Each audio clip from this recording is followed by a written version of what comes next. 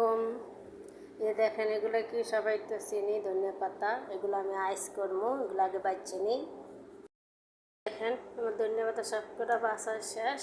এখনকার ভালো মতন ধুয়ে নিলাম, কারণ ধনিয়া পাতার ভিতরে অনেক ভালো থাকে।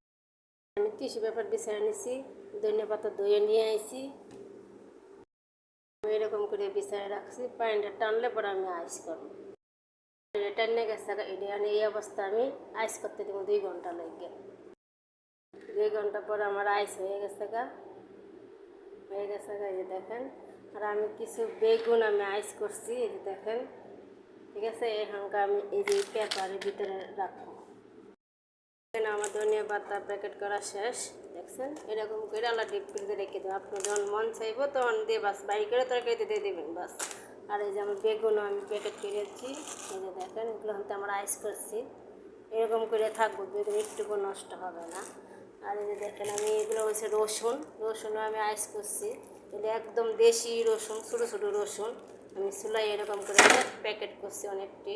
তাহলে ওকে, ভালো থাকেন। আল্লাহ হাফেজ। আসসালামু আলাইকুম ওয়া রাহমাতুল্লাহি ওয়া বারাকাতুহু।